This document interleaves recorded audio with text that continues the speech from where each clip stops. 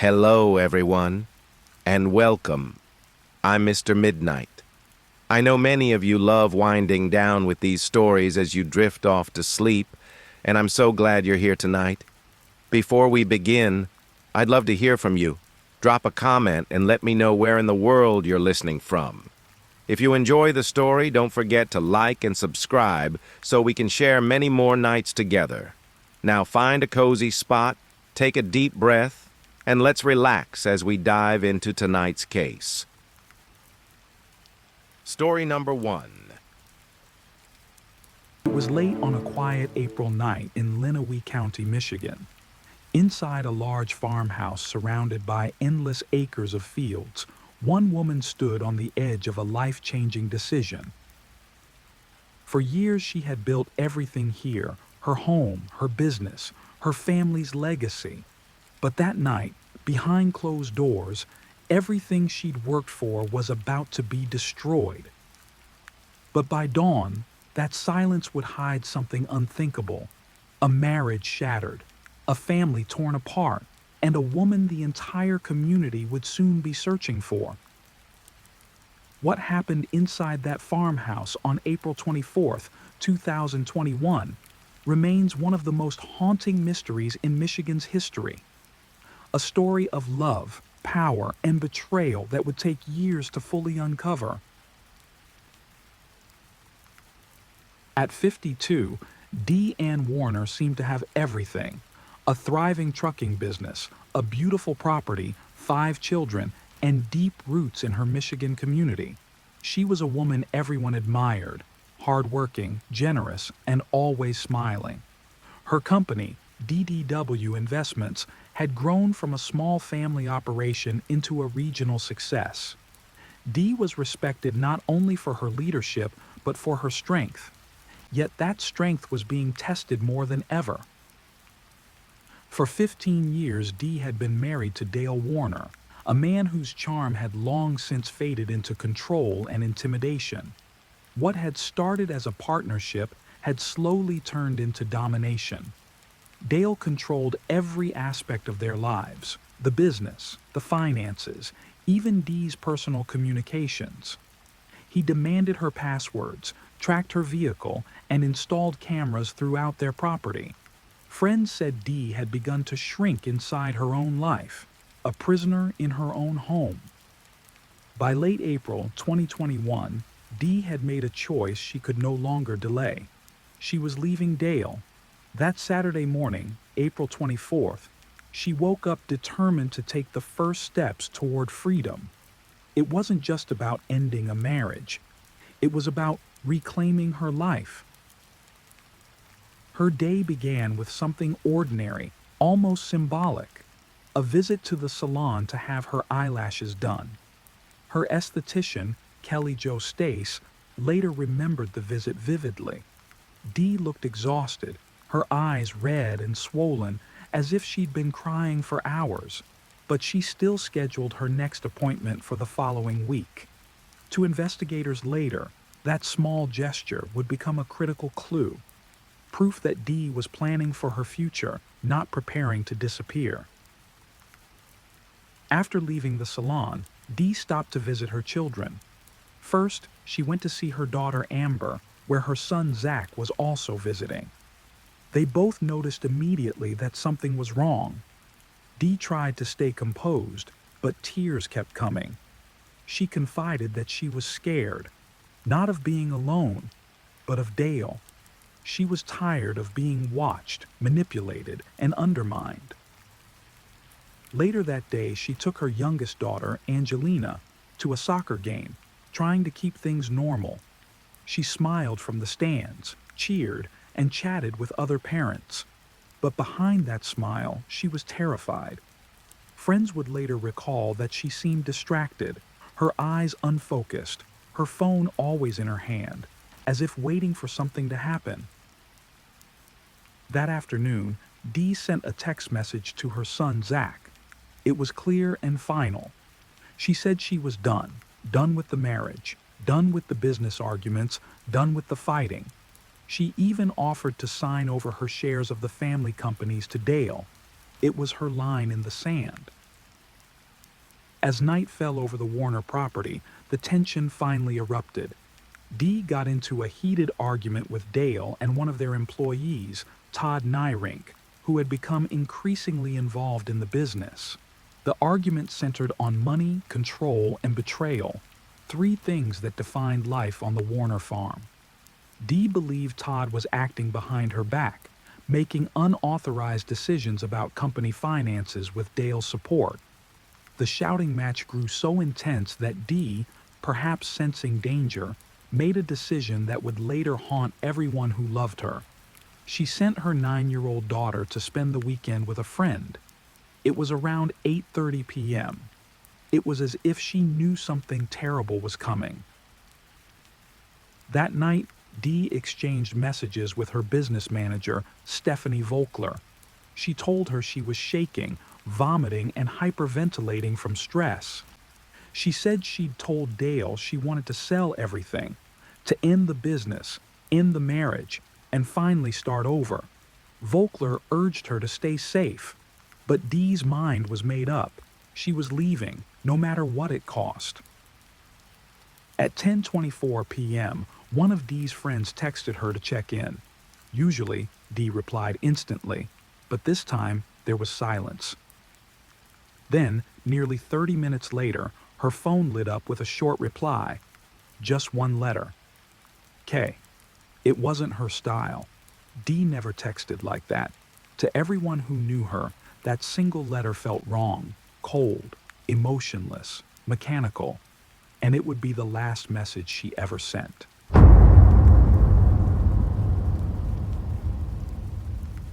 Around 9 a.m. of the next morning, Dee's daughter Rickle arrived for their usual Sunday breakfast, a long-standing family ritual. She had her boyfriend and young child with her, expecting to be greeted by her mom with coffee and laughter, just like every weekend. But this time, no one answered the door. Rickle called out for her mother. No response. The house was still, eerily so. Then she saw Dale outside. When she asked where her mother was, Dale calmly told her Dee wasn't there. In his hand, he was holding something that froze Rickle in place, Dee's $50,000 wedding ring. He said he found it on his desk, claiming Dee must have left it behind before taking off. But Rickle knew her mother never removed that ring. It wasn't a piece of jewelry to her. It was part of who she was. As the days went by, friends and relatives started calling to ask where Dee was. Each time someone asked, Dale's story changed. He said Dee had packed a few things: her purse, a curling iron, hairspray, and a small travel bag, and had left on her own. He suggested she might have gone to stay with someone else or just needed some time away. But none of it made sense.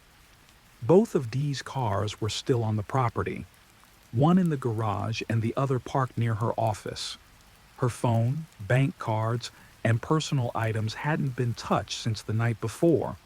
There were no calls, no text messages, and no signs she had gone anywhere.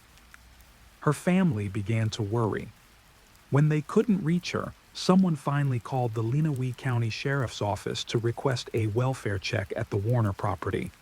When deputies arrived, they spoke with Dale Warner, and from the start, something didn't feel right. He was calm, polite, and almost too relaxed. His tone didn't match the seriousness of the situation. During questioning, Dale said something unusual. He claimed Dee had a secret phone, a second cell she supposedly used for private conversations, and that she didn't know he knew about it. It was an odd thing to say, and it revealed more about Dale than about Dee. He wasn't describing her behavior, he was describing his own, watching, tracking, and trying to control her. As investigators started digging into the couple's past, they quickly found a disturbing pattern. Rickle, Dee's daughter, later explained that her mother had once discovered a GPS tracker hidden under her car, installed by Dale. He had also used employees to keep tabs on her movements and had tried to clone her phone.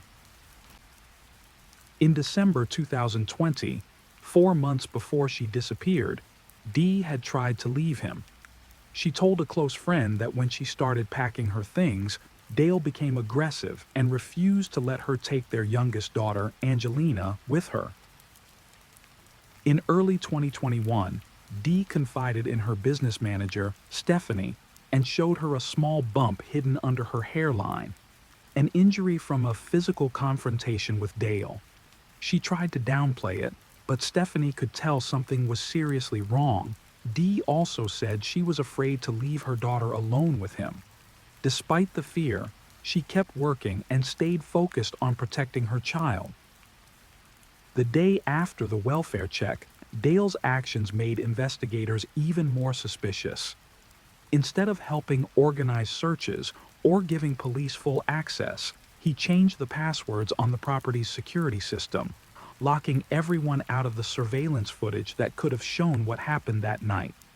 He also called a lawyer not to report his missing wife, but to represent himself. From that point on, Dale focused less on finding Dee and more on protecting himself. He continued running his businesses, transferring assets, and limiting what others could see. When detectives interviewed him, he spoke calmly and at length about work, payroll, trucking routes, and company changes. He sounded more like a businessman managing a problem than a husband whose wife had vanished.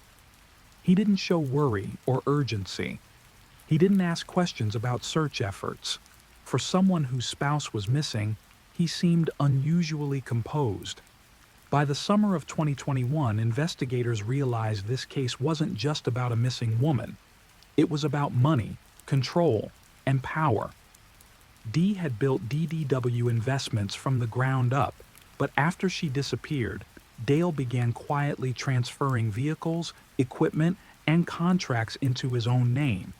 He even created a new company, DDW Transportation LLC. At first, it looked like a business move, but in 2022, private investigator Billy Little discovered what was really going on. Dale had used what appeared to be a forged power of attorney, dated 2014, to transfer Dee's assets into his company, just 4 months after she went missing. It wasn't a coincidence. Dale clearly didn't expect Dee to return. He was already building a new life and taking full control of her businesses. As investigators kept going, another name stood out, Todd Nyrink, the employee who had argued with Dee the night she vanished. Digital records revealed suspicious activity from Todd on the night of April 25, 2021. Around 3:30 a.m., he accessed company systems under a false name. He entered and left the Warner property, then drove a company truck to Burns Harbor, Indiana, and later to a wastewater facility in Chicago. It was an unusual route at an unusual time, and it placed him at the center of the timeline when Dee disappeared. Months later, Billy Little obtained a recording of Todd speaking to his massage therapist. In it, Todd admitted he was involved up to his ears in the case. Even more alarming, he revealed that the lead investigator on Dee's disappearance, Detective Kevin Grecha, was dating his cousin. That meant the case had been compromised from the inside. It explained the delays, the lack of warrants, the inconsistencies. Dale wasn't just manipulative, he was protected. In 2022, Dale sold DDW Transportation to Laidlaw Carriers Bulk, pocketing the profits for himself. The company that Dee had built with her own hands was gone, absorbed into another corporation, and the money that should have gone to her estate or her children vanished along with it. Meanwhile, Dee's son Zach tried to open his mother's electronic safe, hoping to find documents or cash that could shed light on what happened. But the code, which had always worked, no longer did. When he used the backup key, the safe opened, but the contents were empty. The cash was gone. Only 2 people had access, Dee and Dale. It became increasingly clear that Dale was erasing Dee from her own life, not just physically, but financially and legally. He was dismantling everything she'd built, piece by piece. He even tried to divide up the family land, despite Dee still legally owning half. When private investigator Little confronted him about it, he asked how Dale could possibly split property without her signature. The answer was horrifying in its simplicity. Dale no longer believed Dee would ever object to anything again. As investigators mapped out the timeline, a disturbing pattern emerged. Dale's control, Todd's movements, the financial transfers, the camera passwords, everything pointed to a coordinated effort to cover up murder.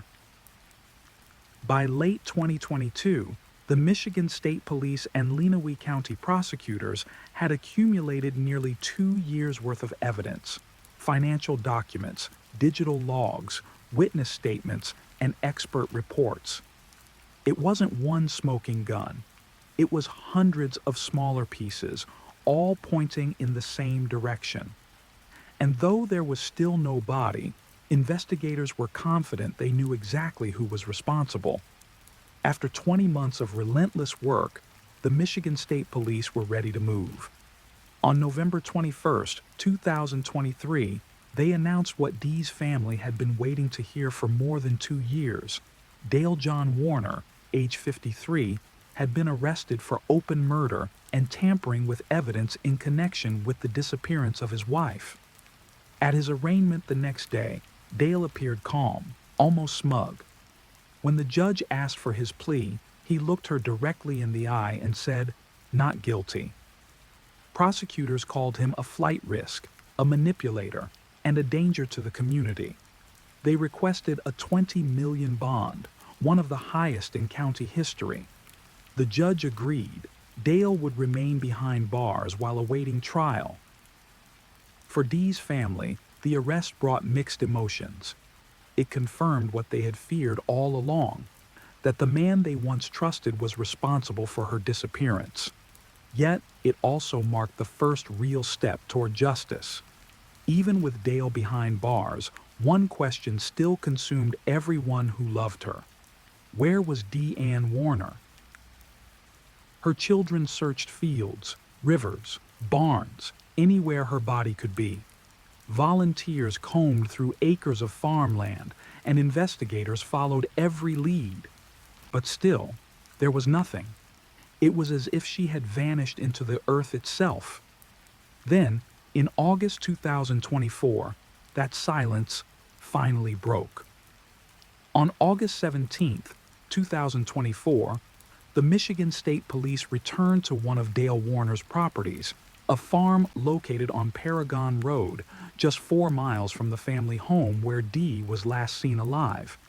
It wasn't the first time they had searched the property, but this time, new forensic technology and digital evidence pointed them toward a specific location: an old barn.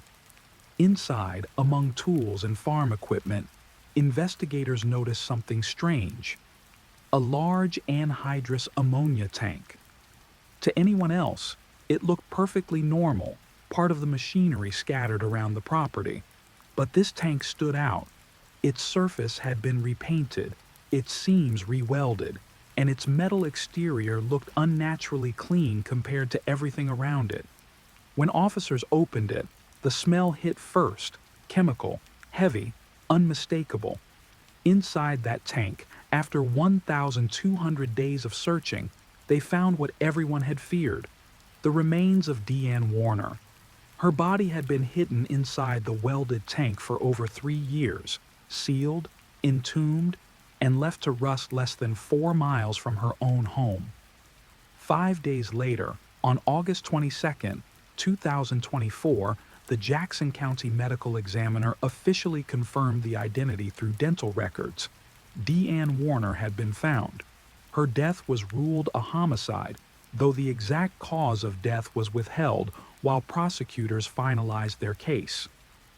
For Dee's children, it was both relief and heartbreak. Relief that the endless waiting was over. Heartbreak because the truth was worse than they could have imagined. Dale hadn't just killed her. He'd engineered her disappearance, hiding her body in plain sight on property he visited regularly, walking by the very place he'd entombed his wife. The discovery strengthened the prosecution's case. In May 2025, Dee's family filed a $100 million wrongful death lawsuit against Dale Warner, accusing him of murder, concealment, and years of emotional, financial, and physical abuse. According to court filings, investigators now believe the following sequence. On the night of April 24, 2021, Dale strangled Dee inside their home after she told him she was leaving. He then transported her body to the Paragon Road property. There, he placed her inside the ammonia tank, welded it shut, and painted it to conceal the evidence. The lawsuit also described years of manipulation and domestic violence, painting a portrait of a man who saw his wife not as a partner, but as property. As Dale sat in jail awaiting trial, more shocking twists surfaced.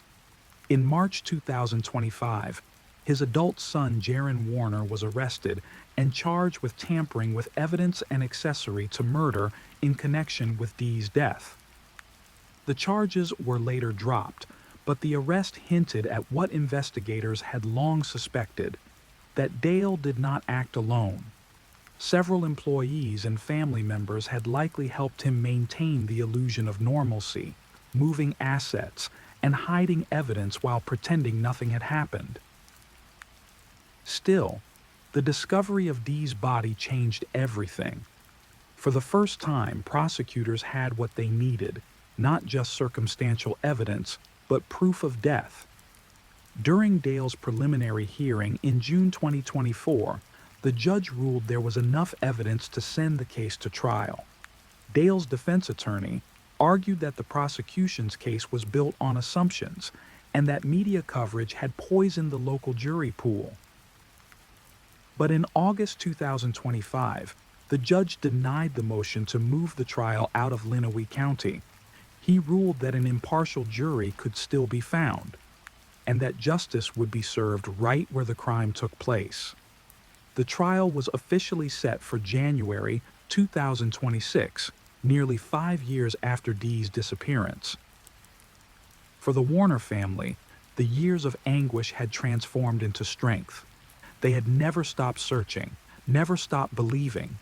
From the start, they had said Dale was responsible, and now the evidence had finally caught up with him. The barn on Paragon Road is quiet now. The tank that once held Dee's remains has been removed as evidence. The soil around it is scarred, a reminder of what was buried there, and what it took to uncover it. Today, her story stands as both a warning and a testament to those who hide behind control and power, and to those who fight back even when their voices are silenced. Deanne Warner was found. Her truth was found. And finally, she can rest, not as a missing person, but as a symbol of justice, strength, and the enduring power of truth. Story number 2. Every fairy tale begins with hope. A young girl meets her Prince Charming. They fall in love and they live happily ever after. But sometimes the fairy tale is nothing more than a carefully constructed illusion. And when that illusion shatters, the truth beneath can be deadly. This is the story of Caroline Crouch, a 19-year-old woman whose life ended in the most tragic way imaginable. But this isn't just a story about murder. This is a story about deception so elaborate, manipulation so complete, that it fooled an entire nation and challenged one of Europe's most experienced police forces. July 12, 2001. Caroline Crouch was born in Athens to David Crouch, a retired engineer, and Susan Della Costa. She was a girl with her whole life ahead of her, full of dreams and possibilities. When Caroline was just 8 years old, her family made a life-changing decision.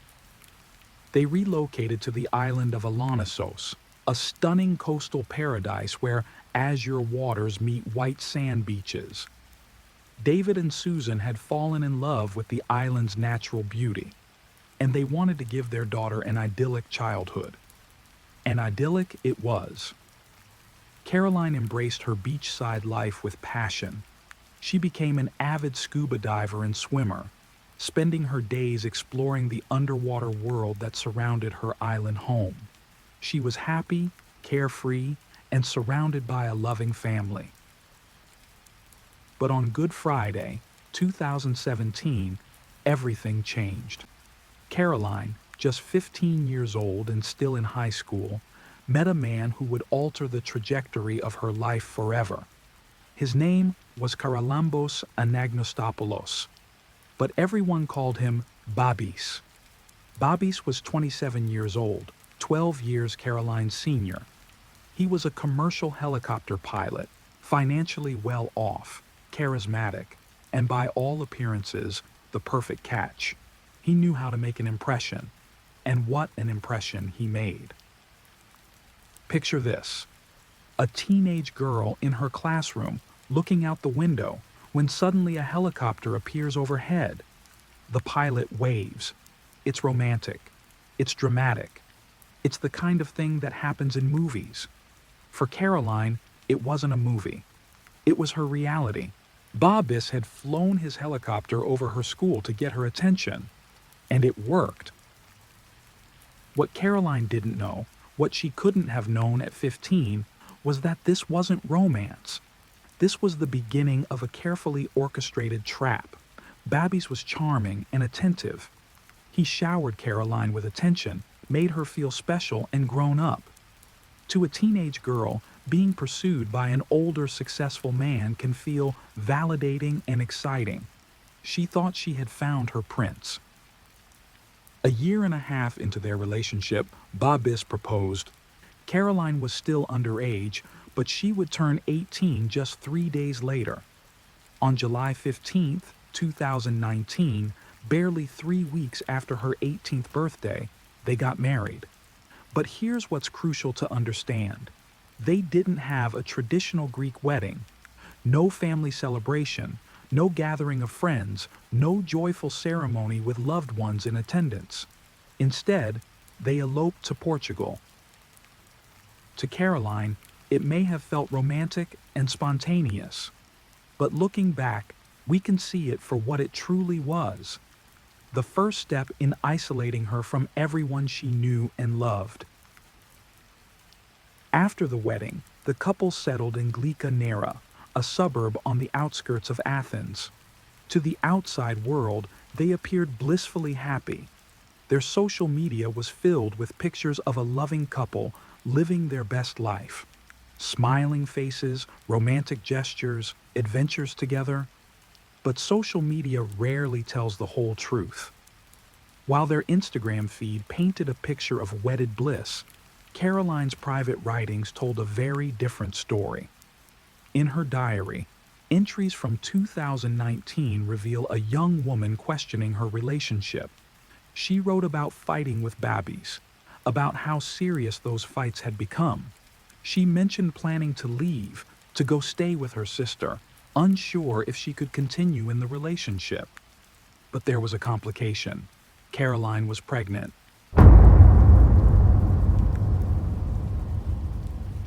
In July 2020, Caroline gave birth to their daughter. She was now a mother at just 19 years old, and in her diary, dated that same month, when her baby was just 1 month old, she wrote something heartbreaking. Today my little one is a month old. It's also the day I told Babis I want to leave. I feel awful. Another entry revealed her inner conflict. I stayed with him, so my daughter would not grow up without her 2 parents. Caroline was trapped, not just emotionally, but financially. Babis controlled the money. He was the sole breadwinner.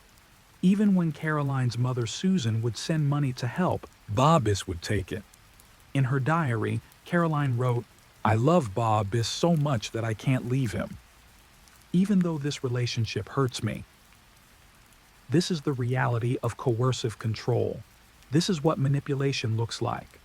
A young woman, isolated from her support system, financially dependent, with a baby to care for, convinced that she loves the very person who is hurting her. By May 2021, the relationship had deteriorated further. Phone records from the days before Caroline's death show combative, argumentative texts between the couple, even though they were at home together. They couldn't even speak to each other in person anymore. Caroline had attempted to book a hotel room for herself and her daughter. She had sent a text to a friend threatening to leave Bob Biss. She was planning her escape. But on May 11th, 2021, just days after the couple had purchased land to build their dream home, Caroline would never get that chance. May 11th, 2021, 4:30 in the morning. The sun hadn't yet risen over the suburbs of Glycanera. According to the story that would initially shock Greece and make international headlines, Babis was awakened from sleep by 3 masked intruders. They burst into the bedroom where he and Caroline were sleeping with their 11-month-old daughter nearby. The men were armed with pistols. They overpowered Babis, tied him up, blindfolded him, and covered his mouth with duct tape. Then they went after Caroline. The intruders, speaking with Greek and Albanian accents, demanded money. They asked repeatedly, "Where is it? Where is the cash?" To understand what happened next, you need to know something about Greece in 2021. After years of financial crisis, many Greeks had lost faith in the banking system. Bankruptcy was a constant threat, so people kept cash at home, sometimes significant amounts. Bob Biss and Caroline had 10,000 euros hidden in their house, money they'd been saving for construction costs on their new property. Caroline's parents had also given them 50,000 euros as a gift to purchase the land. Under threat, Bob Biss told the intruders where the money was hidden. And here's where it gets interesting. The cash was concealed inside a Monopoly board game box. An unusual hiding place, but effective. The intruders took the money, but they didn't leave. They ransacked the house, room by room, stealing jewelry worth 20,000 euros and anything else of value they could find. According to Bob Biss's account, the situation then escalated into pure horror. The intruders held a gun to their infant daughter. Caroline screamed. Bob Biss, blindfolded and bound, fought against his restraints. But there was a rope around his neck. Every time he struggled, it tightened. He fainted, regained consciousness, fainted again. When he finally came to, the intruders were gone. The only sound was his daughter's crying. It took Bob Biss approximately 30 minutes to maneuver close enough to his mobile phone. Unable to use his hands, he dialed emergency services with his nose. The call, filled with muffled words because of the duct tape over his mouth, was brief but desperate. Robbers came in. Send help. At approximately 6 a.m., an hour and a half after the supposed break-in, first responders arrived at the scene. What they found was horrific. The house was in chaos. Drawers were open and empty, belongings scattered everywhere. The living room and kitchen looked like they'd been torn apart. The Monopoly box lay open on the floor, a silent witness to the violence that had occurred. A security camera had been ripped from the wall and lay on the living room couch. Its memory card was missing. But perhaps the most disturbing discovery was on the staircase.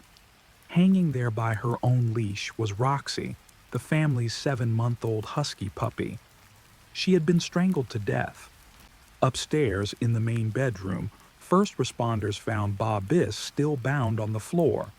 His eyes and mouth were covered in duct tape that extended down his neck. His hands and feet were tied behind his back. On the bed lay Caroline, face down, her pale skin immediately indicating to the responders that she was deceased. And beside her mother's lifeless body, their 11-month-old daughter was crying, clapping her hands, pushing at Caroline as if trying to wake her up. The little girl was physically unharmed, but the psychological trauma was immeasurable. She would grow up without her mother, having spent the last moments of Caroline's life lying beside her corpse. When Bob Biss was freed from his restraints and saw Caroline's body, he went into what appeared to be genuine shock. Grief-stricken, devastated, the picture of a husband who had just lost the love of his life. The officers immediately began their investigation. Based on Bob Biss's account and the state of the crime scene, they determined that 4 men had been involved, 3 who entered the house and 1 who kept watch outside. They reconstructed the events as follows.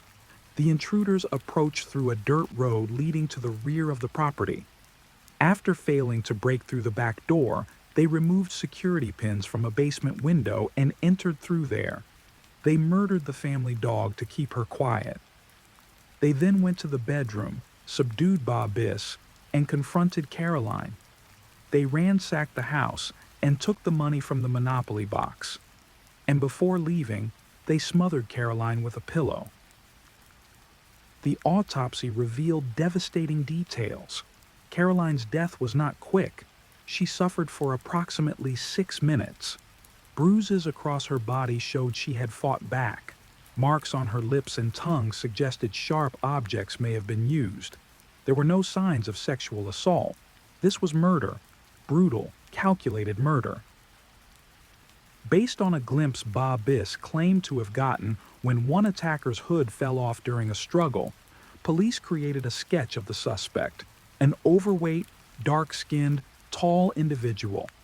Bob Biss also identified the weapons used, a black pistol and a silver Colt. A massive investigation was launched. Nearly 100 people were brought in for questioning. Police divers searched a nearby lake for the weapons. Officers combed through CCTV footage from the neighborhood, but they found nothing. No fingerprints, no DNA, no witnesses who saw anything suspicious that night. It was as if the criminals were ghosts. But investigators aren't easily fooled, and the more they looked at the evidence, the more things didn't add up. Let's start with the basement window. Bob Biss claimed that's how the intruders entered the house. But investigators noticed something. The window was extremely small. The suspect Bob Biss had described was an overweight, tall man. There was simply no way someone with that physique could have fit through that window. Strike one. Then there were the neighbors.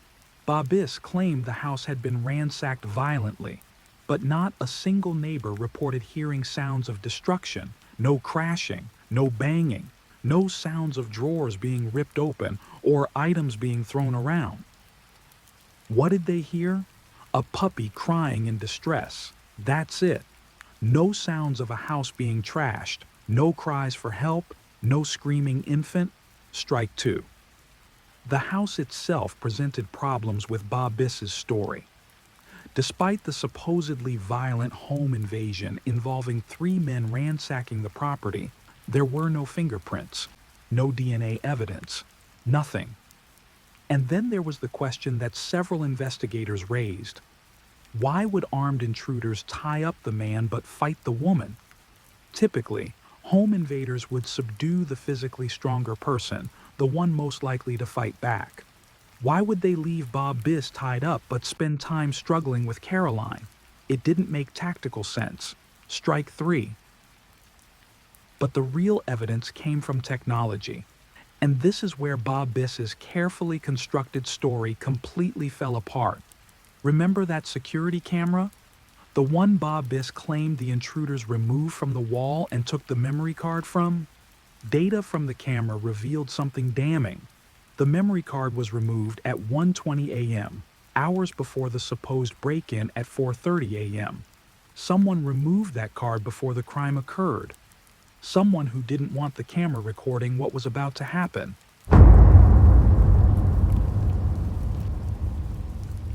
Caroline was wearing a smartwatch, one that monitored her heart rate continuously. The data from that watch painted a clear timeline. At 3:58 a.m., Her heart rate indicated she was asleep, calm, resting. At 4:05 a.m., her heart rate spiked by 50%, indicating severe physical and mental stress. She was in distress. She was fighting for her life. At 4:11 a.m., her heart stopped. This was before the time Bob Biss claimed the murder took place, before he claimed the intruders even arrived. And then there was Bob Biss's own fitness app. The app on his smartphone tracked his movements, and according to that data, Bob Biss was moving around during the exact time he claimed to be tied up and immobilized. He was active, he was walking, he was free. Police tried to recreate Bob Biss's claim that he dialed emergency services with his nose while bound. Multiple officers attempted it. Not one could successfully do it. It was virtually impossible. The evidence was overwhelming. The inconsistencies were undeniable. The story Bob Biss had told was a lie. And investigators had one more piece of information. They had found Caroline's diary. They had read her entries about wanting to leave. They knew about the text messages threatening to leave Bob Biss. They knew about the hotel booking. On June 17, 2021, just over a month after Caroline's murder, police confronted Bay Biss. They showed him the evidence, the timeline from the smartwatch, the data from his phone, the impossibility of his story.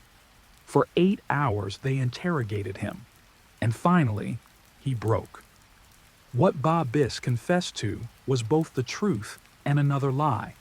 He admitted to killing Caroline, but his explanation was designed to minimize his culpability, to shift blame, to paint himself as a victim of circumstance rather than a cold-blooded murderer.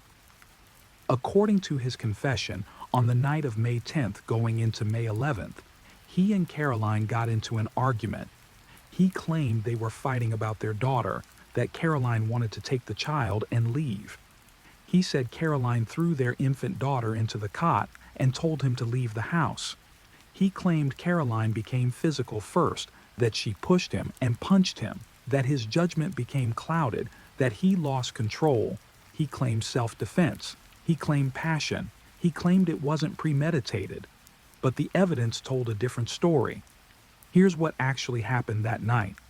Bob Biss strangled Caroline. When she fought back, he took a pillow and pressed it over her face using his full body weight.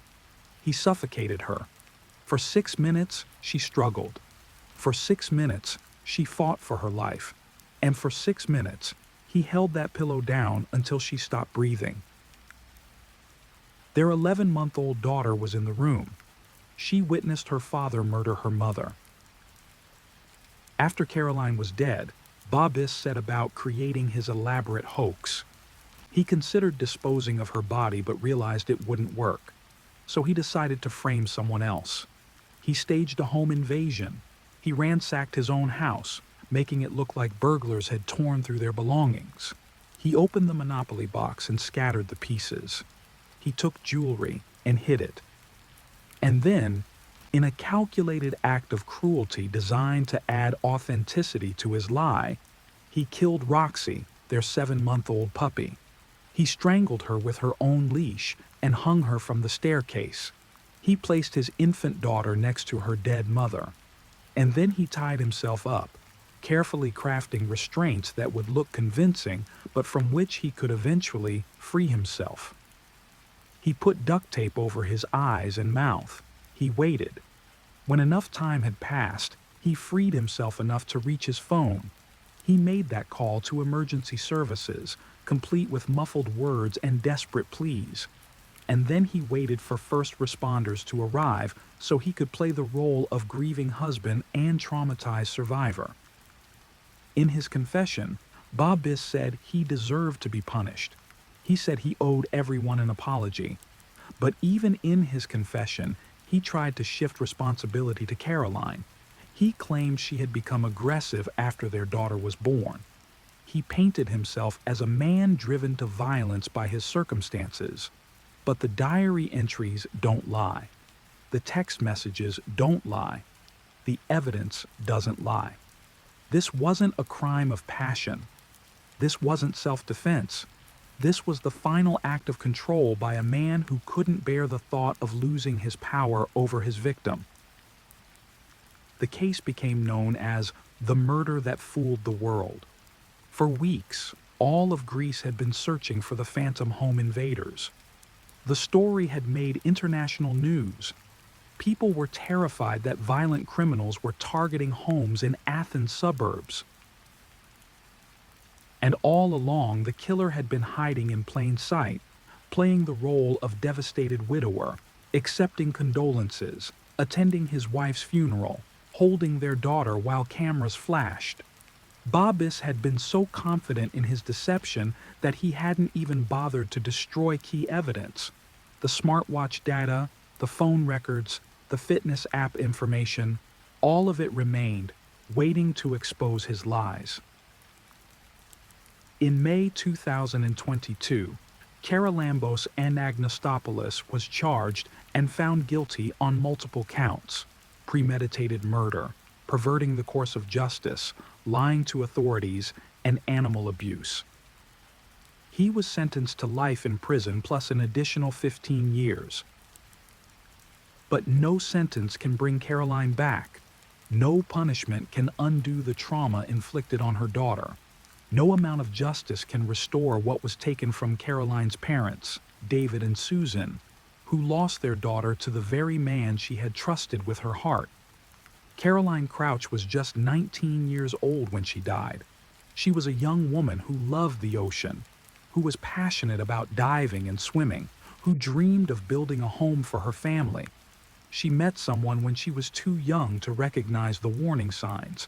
She fell for a fantasy of romance that masked a reality of control, and when she finally found the courage to leave, it cost her everything.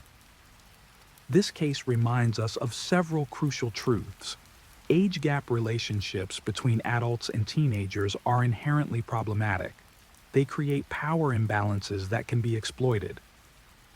Isolation from family and friends is a major red flag in any relationship. When someone tries to cut you off from your support system, it's not romance, it's control. Financial dependence can trap victims in abusive relationships. Economic abuse is real and devastating. And perhaps most importantly, when someone says they want to leave, when they threaten to escape, that's often the most dangerous time. Statistically, victims are most likely to be killed when they try to leave their abusers. If you or someone you know is in a relationship where they feel controlled, isolated, or afraid, please reach out for help. There are resources available. You don't have to face it alone. Caroline Crouch deserved so much better. She deserved to see her daughter grow up. She deserved to build that dream house. She deserved to live. Instead, she became a cautionary tale, a reminder that fairy tales can be deadly illusions, and that some people are willing to kill to maintain their control. Rest in peace, Caroline. Your story will not be forgotten. Story number 3. Born in May 1987 in the United States, Bree Kuhn spent her early years in the care of her parents and older brother, Eric Jr. While her exact birthplace remains unconfirmed, records indicate the family lived in Pennsylvania before the parents' eventual divorce. After the separation, Bree and her brother relocated to Texas with their mother, whose name has not been publicly disclosed. As shared by Eric Jr., when he reached 9th grade, Bree left Texas to live with their father, Eric, in New York. At that time, Eric had begun a new life with a woman named Karen. Despite the distance, the siblings remained close, reuniting for important moments and maintaining strong emotional ties. Their relationship with their mother, however, was fraught. According to Eric, she was physically abusive, and Bree often shielded him from the worst of it. She took on a protective older sibling role, enduring punishment herself to defend her younger brother. These formative experiences left a lasting impact. During her teenage years, Bree began grappling with depression and anxiety. By age 13, she had attempted to take her own life. Despite these challenges, she pursued education through two community colleges and, still in her youth, enlisted in the U.S. Navy. Over a 17-year career, Bree served in various naval stations across the country. In 2009, Bree gave birth to her first daughter, Kaylee, with her then partner James. Their relationship eventually ended, and Bree retained custody, while James had visitation rights on weekends. Later, Bree entered a relationship with fellow military member Colin Turner. Colin, born on December 28, 1987, was raised in a devout, close-knit family in the care of his parents Terry and Donald Turner, alongside his sisters Nicole and Rebecca. He was known for his warmth and deep dedication to family. Professionally, he served in the Marine Corps, specializing in explosive ordnance disposal. Before meeting Bree, Colin had married Casey Gottsman in 2009. That same year, they welcomed a son, who remained in Casey's custody after their separation, but was still raised with the love of his paternal family. Bree and Colin married on May 29, 2016, forming a new household with Bree's daughter, Kaylee. Colin embraced Kaylee as his own, and she quickly became a beloved granddaughter to the Turners. In April 2017, Bree gave birth to their son, John Patrick, followed by the arrival of their daughter, Lonnie, in August 2018. Colin retired from the Marines after 14 years of service. After retirement, he pursued a degree in electrical engineering through Arizona State University, balancing his studies with stay-at-home parenting duties, including helping Kaylee with remote learning during the COVID-19 pandemic. By this time, the family had settled in Gulf Breeze, Florida, a coastal community known for its low crime rates, recreational spaces, and family-friendly atmosphere. Outwardly, their life seemed stable and supportive. However, behind closed doors, things were more complicated. According to Eric Jr., Bree confided that their relationship had become strained. On one occasion, Eric visited in hopes that his presence might ease tensions between the couple. During that visit, Colin reportedly remarked, both privately and in front of Bree, that they got along because they were both narcissistic psychopaths. Eric also noted that Bree felt overwhelmed as the sole financial provider while Colin focused on his studies and childcare. Despite Eric's concerns and advice to leave the relationship, Bree hesitated. She feared Colin's potential legal advantage in a custody dispute, especially given her mental health history and the financial support he might receive from his family. In April 2021, Bree made another suicide attempt. While speaking on the phone with her brother, she overdosed on pills and alcohol. Eric, realizing what was happening, urgently contacted Colin, who was home with her, but allegedly took no action to help. Eric then called emergency services himself. Bree was hospitalized in a psychiatric facility for about 10 days, and again a month later for a week-long stay. During her recovery, Bree reported work-related stress and blamed Colin for interfering with her job, which she claimed led to further complications. However, she never publicly accused him of any psychological, physical, or sexual abuse. After her hospitalization, Bree enrolled in an intensive outpatient program and resumed work at the Naval Air Station in Pensacola as an assistant to the command chief, under a limited-duty sailor status that allowed her to continue treatment while staying engaged in her career. In the months leading up to the tragedy, Bree began seeking legal assistance. On Wednesday, September 8, 2021, she reached out to a group of mothers via a messaging app, asking for recommendations for a lawyer. She noted that the situation could turn ugly, as it involved both children and property disputes. But no legal advice could have prepared anyone for what came next. At 12:53 p.m. that same day, Bree placed a call to 911. She reported a domestic dispute with her husband and requested police assistance at their home. Within minutes, two officers arrived at the family's residence. The first thing they saw was Colin seated calmly in a beach chair at the edge of their driveway. Colin informed them that Bree had a shotgun and a pistol inside the bedroom. He admitted he also had a firearm stored in his truck. Colin emphasized that Bree had been the one to call the police. When asked where Bree was, Colin led one of the officers to the home's entrance and pointed toward the kitchen. As the officer entered, Bree and Colin's young son approached, curiously asking about the equipment on the officer's belt. Bree appeared shortly after, visibly frustrated.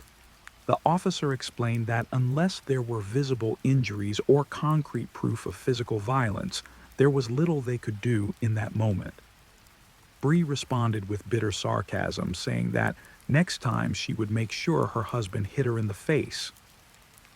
The officer attempted to de-escalate the situation and informed her that without a court order or restraining order, they couldn't stop Colin from seeing or taking the children, especially since two of them were biologically his. Asked whether she wanted to file a formal complaint, Bree declined, stating she only wanted to remove her children from the house. The officer said he would speak with Colin while she packed some belongings. Outside, as officers questioned Colin about any possible physical confrontation, Bree began moving items from Colin's truck into her own vehicle. When Colin realized what she was doing, he firmly stated that he wouldn't allow her to take the kids. He claimed he was the children's primary caregiver and only wanted to take them to his parents' home in Georgia for a few days to let things cool down. He denied any intention of keeping them from her. One officer advised Colin that if there was no violence involved, police could not intervene in parenting matters. The officer also asked if Colin wished to submit a formal report, to which he agreed. Paperwork was retrieved from the patrol vehicle and distributed to both parties. When Bree saw her form, she asked the officer what she should do if her husband hit her after they left. The officer advised her to keep her phone's camera recording as evidence. The officers then left. But just a few hours later, around 5 p.m., another 911 call came from the same residence. This time, it was Colin on the line. When police arrived again, they found Colin outside holding their youngest daughter. He told officers that Bree was refusing to let him back into the house. Bree emerged, attempting to take the child from Colin's arms. Officers intervened and encouraged her to return inside so they could speak calmly. After confirming that Colin lived in the house and co-owned the property, an officer told him he had a legal right to enter the home. Though not encouraging him to use force, the officer emphasized his lawful access. Colin asked the officer to accompany him inside, wary of another confrontation. As they talked, Colin explained that Bree had tried to take the child into the house, but the child had started screaming, not wanting to go inside without her father. The officer asked if there had been a physical confrontation, to which Colin said no. He added that the incident was part of an ongoing dispute dating back years. Meanwhile, Bree told officers they had been discussing divorce and that Colin wanted to take the kids to Georgia. She accused him of physical aggression, stating the earlier police visit had failed to protect her. She also claimed Colin had contacted her superiors at work, possibly making emotional abuse allegations. The officer reiterated that Bree could not legally prevent Colin from entering his own home. He suggested they find a temporary arrangement, separate bedrooms, limited contact, for the sake of the children. But Bree refused, insisting that allowing him in could result in further violence. She again mentioned her prior abuse allegation and expressed concern about being hurt once more. Again, the officer told her to record anything that happened.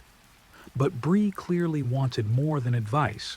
She wanted protection that the system, at that point, could not provide. When the officer suggested everyone enter the house together, Bree refused. The officer then turned to Colin, who calmly provided the children's information. During the exchange, Colin mentioned Bree's mental health issues. The officer acknowledged this, noting he had previously responded to a crisis at the home in March when Bree had attempted to take her life. He reminded Colin of the same advice given back then: remain separated within the home for the safety of everyone involved. He also pointed out that standing outside in the intense heat with a small child amid biting mosquitoes was unsustainable.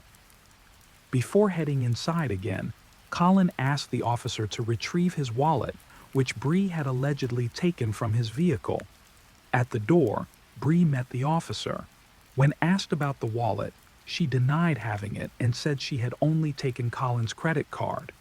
The officer reminded her that a wallet is personal property, not something shared in marriage, and instructed her to return it if she had taken it. In a calm but firm tone, the officer told Bree she had to allow Colin and their daughter back into the home. Bree agreed, but only on the condition that Colin would not harass her or the children. The officer reassured her that if anything happened, she could call them again. As the officer prepared to leave, he returned to inform Colin that Bree claimed not to know where the wallet was. Colin simply smiled, suggesting he'd let it go, but nothing would be let go. Less than 2 hours later, at exactly 6:22 p.m., a third and final 911 call came from the Turner residence. Colin Turner, just 33 years old, had been fatally shot. The final fatal gunshot rang out while the 911 operator was still on the line. On the porch, officers found Bree, then 34, sitting calmly. As they approached, she spontaneously confessed she had shot her husband. She was taken into custody without resistance. When asked about the children, Bree said she had taken them to a neighbor who lived a few houses down. Paramedics checked her over while officers made sure she was physically stable. When asked if she could breathe properly or needed medical care, she didn't respond, so emergency personnel were instructed to evaluate her. Bree was taken to the police station for questioning. The interrogation was slow, fragmented by long silences and frequent crying. Bree managed to recount the long-term dynamics of her marriage. She described Colin as the primary caregiver and said that she felt she had no chance of obtaining custody because of her mental health history. In scattered phrases, Bree explained that Colin had threatened to take the children to Georgia and had physically assaulted her. She said he warned her that if she reported him, no one would believe her because she was crazy. Bree admitted to removing the batteries from the garage door opener to prevent Colin from leaving with the kids. She insisted he was faking concern about her mental health as a manipulation tactic because she had finally decided to file for divorce. She told investigators she had a legal appointment set for the following day. When asked what happened in the moments leading up to the shooting, Bree said her memory was blurry after the second police visit. She claimed Colin tried to get into the house again through the garage, but was blocked. There was still a side door leading inside, and according to Bree, Colin used it to re-enter the home. That's when, she said, she tried to stop him. The next thing she remembered, she was knocking on a neighbor's door, delivering her children to safety, and returning, she said, to help her husband. Investigators pushed for more clarity. They wanted a coherent explanation, something that could make sense of what had happened. Bree offered only fragments. She returned to the garage and saw blood everywhere. Throughout the interrogation, Bree repeatedly asked to call her father. Eventually, she was given a phone and managed to reach him. The 18-minute call was mostly filled with sobs. Her father tried to console her, telling her she would likely spend the night in jail and urging her to reach out if she felt like harming herself again. He reminded her that things could get better, to hold on and find the light at the end of the tunnel. Toward the end of the call, Bree asked if her father could take custody of her two youngest children. He didn't give her a clear answer, only saying they needed to speak with Colin's mother. He also encouraged her to cooperate with a public defender if necessary until a better legal option became available. Bree then confessed something heartbreaking. She didn't know what was worse, knowing Colin was dead or realizing that she was the one who had killed him. A month later, in early October 2021, a Santa Rosa County grand jury indicted Bree Kuhn for first-degree premeditated murder in the death of her husband, Colin James Turner. The prosecution had not yet announced whether they would pursue a sentence of life imprisonment or the death penalty. On October 16th, Colin's family and friends gathered to say their final goodbye at a military funeral honoring his 14 years of service with the U.S. Marine Corps. The American flag, symbolizing his service, was handed to his eldest son, Brody Turner. Left without either parent, his youngest kids were taken in by their paternal grandparents, who embraced them with love, trying to mend what could never fully heal. After 3 years of delays, on Tuesday, September 24, 2024, the long-awaited trial of Bree Kuhn, now 37, began in the Santa Rosa County Courthouse. The prosecution painted the act as a cold-blooded, calculated murder. He methodically outlined the timeline of September 8, 2021, arguing that Bree had deliberately ended her husband's life after a day of escalating tension. The defense took a very different approach. They claimed Bree had been a victim of battered woman syndrome, suffering years of psychological and emotional abuse at the hands of a husband who had become increasingly unstable after suffering a traumatic brain injury in the military. They argued that Colin posed a serious threat to both Bree and the children. Over 4 days, the court heard testimony from a range of witnesses. The jury and courtroom audience watched the full body cam footage from the responding officers, showing each police interaction on the day of the incident. Viewers heard Bree's sarcasm, Colin's calm demeanor, and finally, the chilling 911 call where gunshots were captured live. Every officer involved testified in court. One confirmed responding to a previous suicide attempt by Bree months earlier. Another described the crime scene in detail: the garage, the blood, the body of Colin slumped in a chair, the weapon in its holster nearby. A crime scene analyst presented a series of photographs, helping jurors visualize where Colin's body had been found, far from the home's entry, seated on a portable cooler, consistent with a stationary victim. Shell casings, bullet fragments, and even Colin's phone, still connected to the 911 operator, were found beneath him. Prescriptions linked to Bree's ADHD and mental health treatments were introduced into evidence, as was the testimony of Cray Forum, Bree's supervisor at the Pensacola Naval Station. Forum testified that Bree had been on limited duty due to mental health concerns. He said that on the day of the shooting, Bree failed to report for work, and Colin had called him saying Bree had cut off access to family finances and sabotaged household electronics. Colin also told Forum that Bree had missed therapy sessions and that he was considering taking the children to Georgia. Forum testified that Colin was calm and composed during the call. He offered Colin contact information for a family counselor and later spoke to Bree, who claimed her husband was lying and planning to take the kids unjustly. On the second day of trial, the prosecution called forensic pathologist Dr. Diana Oleski to the stand. Although she had not performed the autopsy on Colin Turner herself, the original medical examiner had died in a car accident before the trial, Dr. Oleski had reviewed the findings and prepared to present the conclusions. She confirmed what the autopsy had revealed. Colin had been shot 4 times, all from behind. The bullets entered between his shoulders and his chest.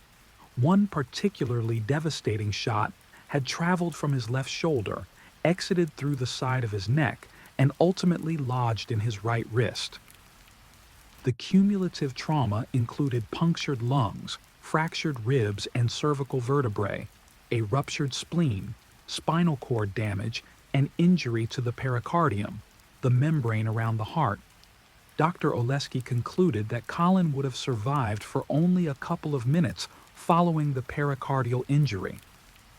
When questioned by the defense about whether there was any sign of a broken arm, as Colin had claimed Bree tried to break it during the 911 call, Dr. Oleski said there were no injuries to support that claim.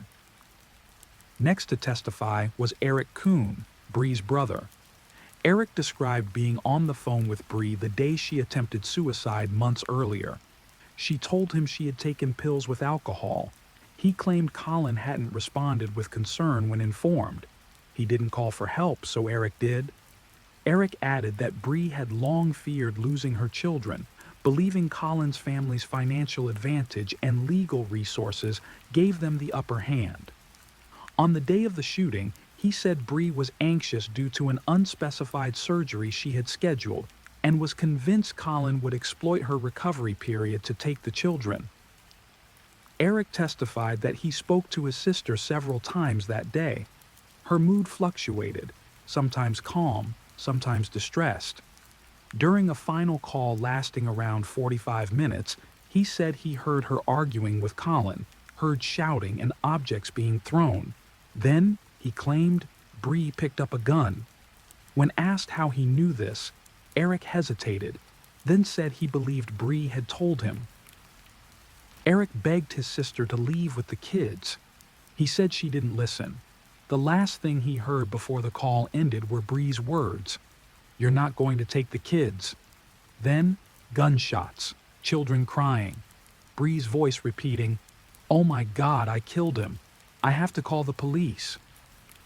Yet Eric's testimony faltered under cross-examination. He gave differing accounts from what he had originally told detectives in Pennsylvania, blaming inconsistencies on the claim that his first interview hadn't been recorded, something the detective firmly denied. With that, the prosecution rested.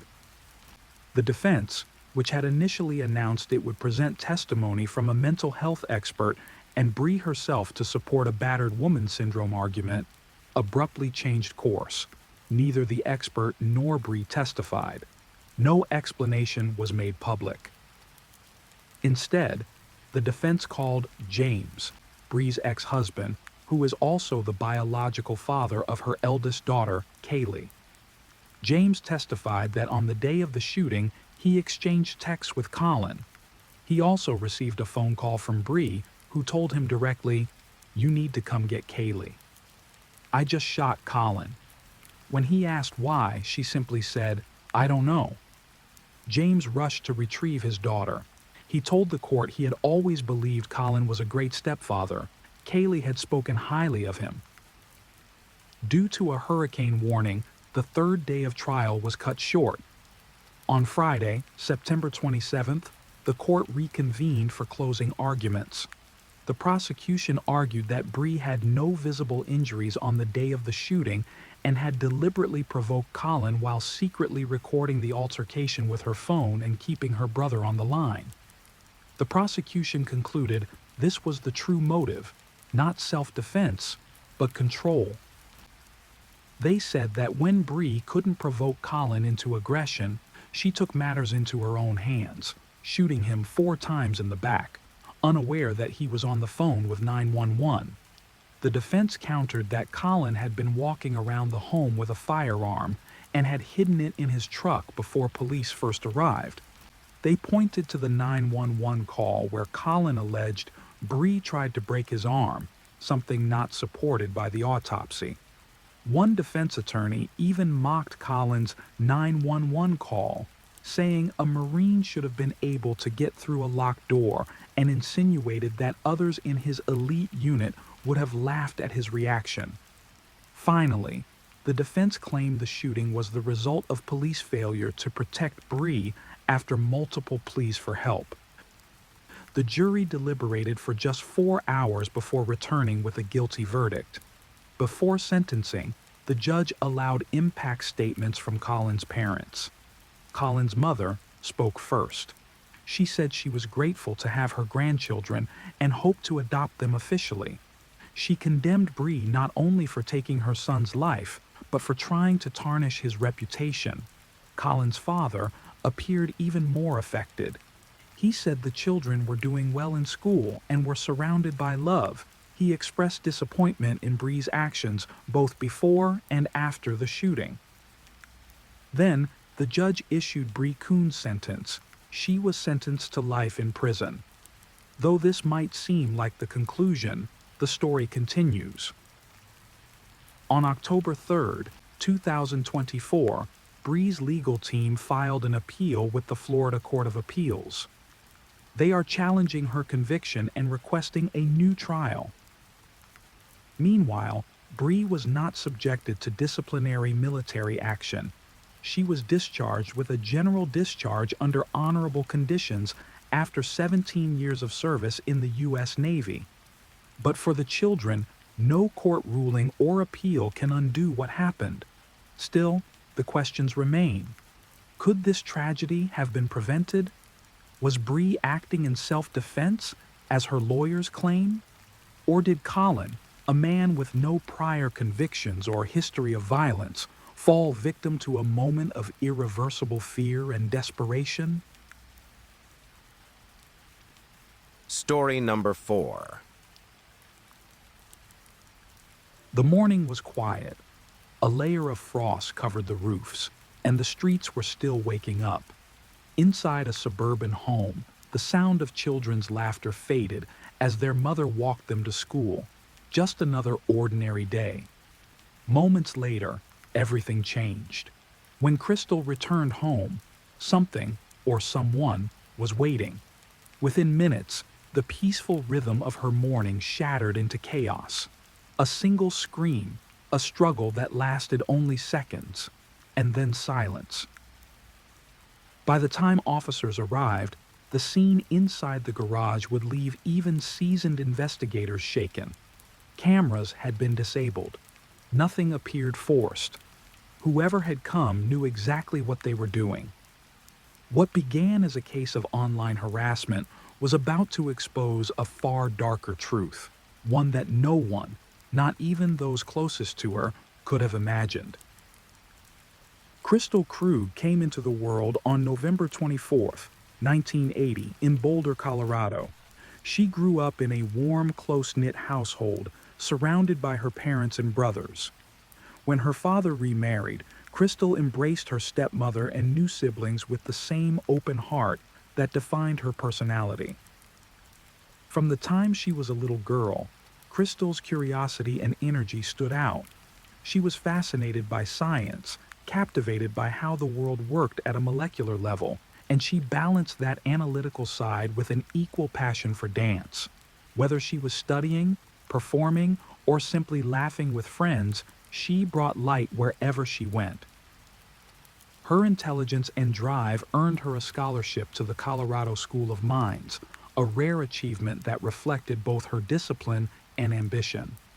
Later, she transferred to the University of Colorado in Boulder, where she pursued a degree in biochemical engineering. She graduated with distinction, ready to turn her scientific dreams into reality. Crystal's professional life began at Agilent Technologies, a company where her skill and focus quickly gained notice. She had a rare blend of creativity and technical precision, and colleagues admired her for her relentless work ethic. Her career advanced rapidly, and she soon became known for her ability to combine complex research with innovative thinking. Yet beyond her career achievements, Crystal's true fulfillment came from her family. She married Daniel Krug in 2007, and together they built a life in Broomfield, Colorado, raising 3 children, a teenage daughter, a preteen daughter, and a young son.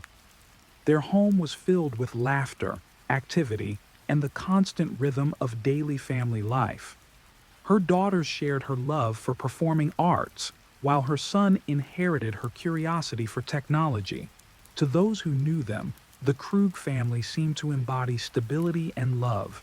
But in the fall of 2023, that sense of peace began to fracture. On October 2nd, Crystal received an unexpected message from an old boyfriend, Jack Anthony Holland, whom she had dated briefly before college. The message was unsettling. "Hope it's okay? I looked you up. I go to Boulder every few weeks and thought we could hook up. You game?" At first, she ignored it, but the silence didn't stop him. More messages followed, first playful, then aggressive, and soon deeply disturbing. Holland's tone shifted from nostalgic to threatening. He began calling her husband names, sending photos that proved he was watching them, and even forwarding images of Daniel Krug at his workplace. Some emails came from addresses under the name A Holland. They contained explicit comments and disturbing photos. Others seemed to come from strangers responding to fake ads that use Crystal's name and number, ads clearly posted to humiliate or endanger her. In one message, the stalker wrote, "Saw you at the dentist." Another, far darker, read, "I'll get rid of him, and then we can be together." So easy. The harassment escalated until it became unbearable. Crystal turned to authorities for help, filing reports with local police and saving every piece of evidence, texts, emails, and photos. Detective Andrew Martinez documented her growing fear, noting signs of anxiety, hypervigilance, and paranoia as she realized she and her family were being followed. But this was only the beginning. By mid-October 2023, Holland's behavior had taken on an obsessive rhythm, messages arriving at all hours, each one more disturbing than the last. What made everything even more terrifying was that Crystal had never given him her current phone number or email address. Somehow, he had found them. She refused to respond, but the silence only fueled his fixation. The messages came through different accounts, sometimes from numbers that didn't appear to be registered to anyone. Others arrived through anonymous emails with cryptic subject lines.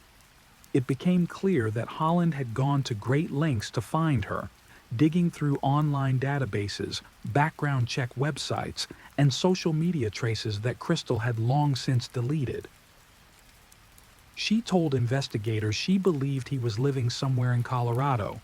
His first message had mentioned that he traveled to Boulder every few weeks, suggesting he was nearby. But there was no confirmed address, no steady place of residence, only fragments of information that pointed to a man who drifted from one location to another. In a background search she purchased online, Crystal found scattered records that placed him across different parts of the state. Nothing consistent, nothing certain, just proof that he was close enough to watch her without being seen. Each day her anxiety grew. Crystal described feeling constantly on alert, checking her surroundings, scanning cars in parking lots, and glancing over her shoulder when leaving work. She reminded herself that his goal was to frighten her, to make her feel powerless. And yet it worked. She later recounted that she couldn't believe her children were growing up in a world where danger could come through a phone. What she had once taught them about safety, about staying alert online, was now something she was living in real time.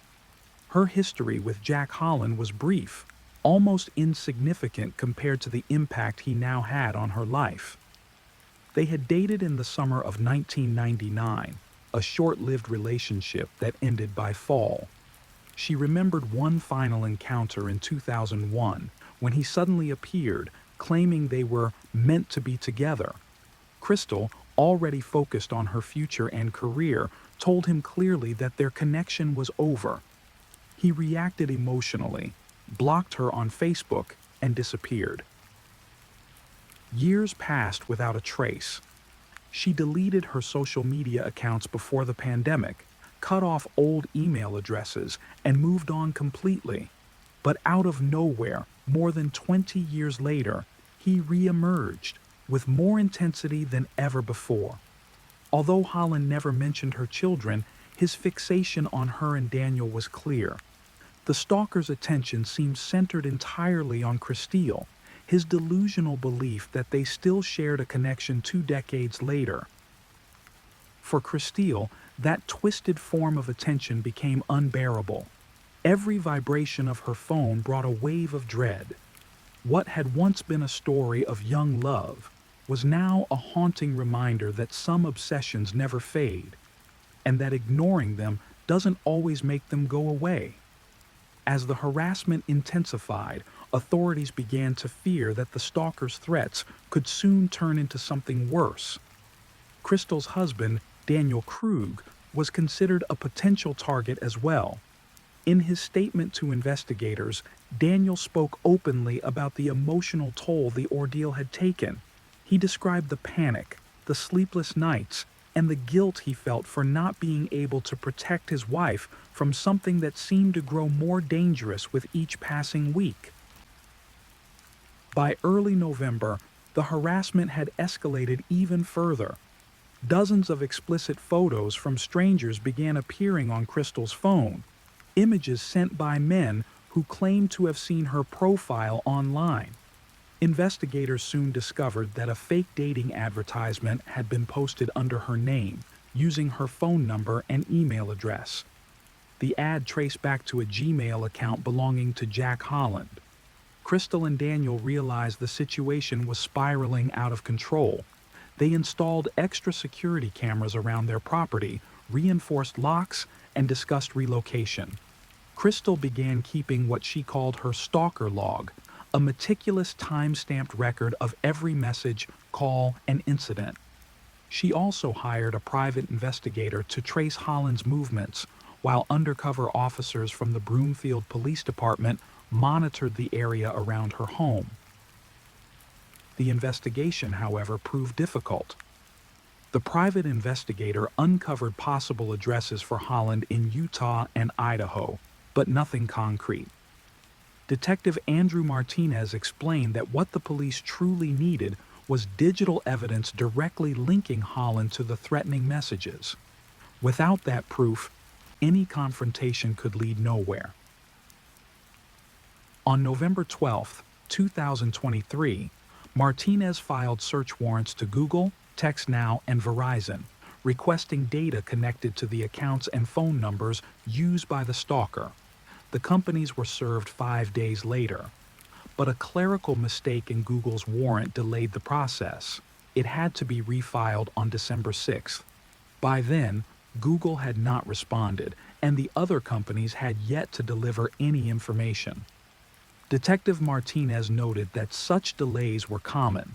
Requests to major tech firms could take weeks or even months to be fulfilled.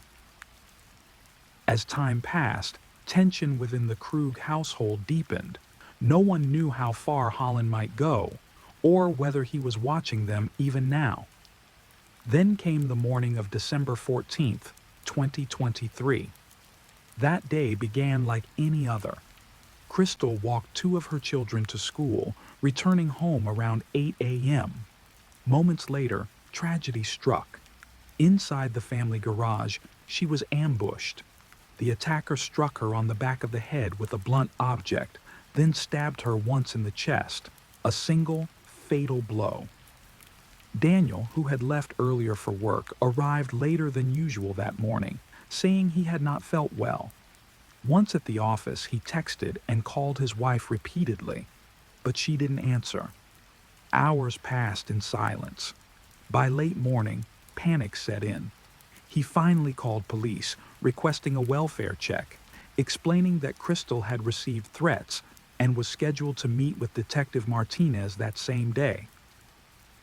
When officers arrived at the Krug residence, they found Crystal lying unresponsive in the garage. She had suffered blunt force trauma and a stab wound to the chest. Paramedics attempted resuscitation, but she was pronounced dead at 12:43 p.m. There were no defensive wounds, suggesting she never saw her attacker coming. Her firearm was nearby, but she never had the chance to reach it. Even more troubling, the security systems were down. The newly installed garage camera had been covered with tape. The Ring camera at the front door had been disabled. Footage from neighboring homes showed no unfamiliar vehicles or visitors in the hours leading up to her death. Whoever had entered the house knew exactly where the cameras were and how to avoid them. The attack was methodical and deliberate. From the very first moments, investigators and family members understood this was not a random crime. It was the violent conclusion to months of stalking and terror that Crystal had fought so hard to stop. The news of her murder devastated the Broomfield community. A woman who had built her life on intellect, kindness, and love for her family had been taken in the most brutal way imaginable, just steps from her own home. At first, investigators focused on Holland, the ex-boyfriend Crystal had reported as her stalker. She had named him in her harassment complaints, and the evidence seemed to point directly to him. But when detectives located Holland, they discovered a shocking truth. He had a solid alibi. Holland was living in Utah, hundreds of miles away, and his phone records proved he had not communicated with Christine for months. Every message, every email, and every fake dating profile supposedly sent by him had been created by someone else. The question was, who? The discovery left both investigators and the Krug family stunned. For months, everyone had believed Holland was behind the harassment. Crystal herself had been certain of it. No one suspected that the person impersonating him could be someone far closer to home. When police informed Daniel Krug that Holland couldn't have committed the crime, his reaction was strange. Instead of expressing relief or shock, he speculated that perhaps his wife had been unfaithful. Detectives noticed a shift in tone, sarcasm, deflection, and an unsettling remark. "It's always the husband." That comment would prove prophetic. Investigators turned their attention to the technology behind the harassment. They traced the IP addresses linked to the threatening emails and messages. To their astonishment, every trace led back to Daniel's workplace. Additional texts had come from a prepaid burner phone, purchased with a gift card registered in Daniel's name. Phone tower data revealed that the prepaid phone's movements matched the exact path of Daniel's personal cell. The evidence grew impossible to ignore. One message even confirmed the connection. After sending Crystal the first stalker text from the burner phone, Daniel had sent a test message to his own number to ensure it worked. By December 16th, detectives had enough. Daniel Krug was arrested and charged with first-degree murder. As investigators pieced together the case, a horrifying motive emerged. Behind the image of a loving husband and father was a man watching his marriage crumble. Those close to the couple revealed that Christine had been planning to leave him. She had moved out of their shared bedroom, sleeping in her son's room instead. She confided to her mother that she no longer loved Daniel and had begun collecting evidence to secure full custody of the children. Daniel knew her plans, and he was furious. Detectives discovered that, before the murder, Daniel had spent hours researching head injuries online, specifically how much force it would take to render someone unconscious. He had created fake email accounts and used anonymous apps to send Crystal messages posing as her ex-boyfriend. The stalker was never real. It was Daniel himself, orchestrating a campaign of fear in an attempt to manipulate his wife and make her dependent on him again. But as police involvement deepened, his plan began to unravel. Fearing exposure, he took the next step, from psychological torment to physical violence. On the morning of the attack, Daniel left home half an hour later than usual, his dash cam turned off. After killing Crystal, he went to his favorite cafe, calmly creating a public alibi. Before leaving the house, he had disabled the home's cameras and covered the doorbell lens with blue painter's tape. Later that day, he even used Crystal's phone to send messages implying she had been unfaithful, further distorting the narrative he had built. The evidence was damning. What began as a fabricated stalking case meant to win back a failing marriage had ended in premeditated murder. In April 2025, Daniel Krug stood trial for first-degree murder, stalking, and criminal impersonation. His defense argued there was no physical evidence tying him to the killing, no blood in his car, no DNA on the body, and unknown DNA found on the tape covering the camera. They accused police of mishandling evidence and overlooking key procedures. But prosecutors built a compelling digital case. The trail of messages, the burner phone, the gift card, and the internet searches told a story no one could refute. They argued that Daniel had created a phantom stalker to manipulate his wife, and when that plan failed, he silenced her forever. On April 18, 2025, the verdict was read. Guilty on all counts. Daniel Krug was sentenced to life in prison without the possibility of parole and transferred to the Sterling Correctional Facility in Colorado. The sentencing brought justice, but no closure. Crystal's family described the loss as unbearable. Her father called Daniel's actions pure selfish evil, reminding the world that their grandchildren had been robbed of both parents, their mother through violence and their father through betrayal. Her cousin spoke through tears. The depths of his manipulation knew no bounds. The terror he inflicted on Crystal and her children is unimaginable. Today, Crystal's children live with relatives, surrounded by the love and protection she fought so hard to give them. Her family continues to honor her life, a woman of intelligence, kindness, and light, whose laughter once filled every room she entered. Crystal Krug's story stands as a reminder of the unseen dangers that can exist behind the facade of a perfect life, and of the devastating cost of obsession and control. Story number 5. On a cold January night in 2019, a young woman named Miriam Vallejo left her home to walk her dogs. It was a routine she had done countless times before. 20 minutes later, she would be found dying on the ground, the victim of a brutal and savage attack. What happened in those 20 minutes would spark one of Spain's most perplexing criminal investigations. A case with 90 stab wounds, 4 dogs that didn't bark, and a prime suspect who walked free. A case that was closed, then mysteriously reopened 6 years later with new evidence that changed everything. This is the story of Miriam Vallejo and the search for justice that continues to this day.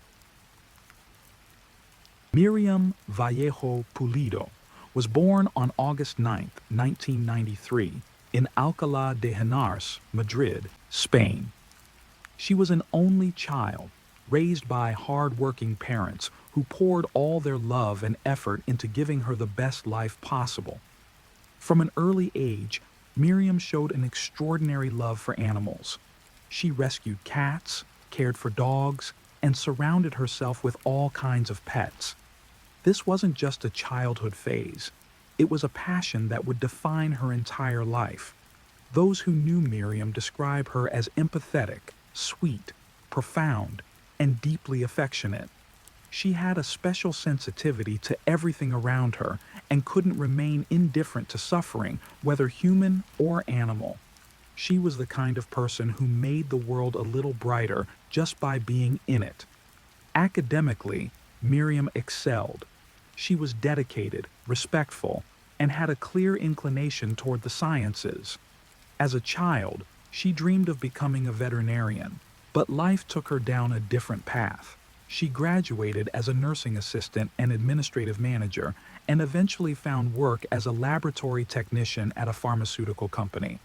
Her colleagues remember her as exemplary, completely dedicated to her work. Miriam was building a future for herself, working hard and saving money to achieve her dreams.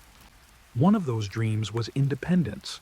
While she loved living with her parents and felt comfortable there, like many young people, she craved her own space. She had two dogs and wanted a better environment for them.